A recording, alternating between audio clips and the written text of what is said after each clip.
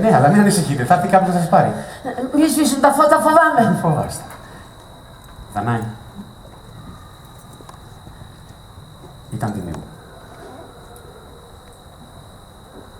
Πού είσαι? Ναι. Δεν ήσουν τόσο σαφρός. Κυρία Δανάη, σε λίγο θα κλείσουν τα φώτα. Η συνέντευξη τελείωσε. Αφήστε με ένα λεπτό, δεν τελείωσε ακόμα. Εγώ είμαι μια γυναίκα που έκανα πατρίδα όλο τον κόσμο και οικογένεια την Ελλάδα. Ναι.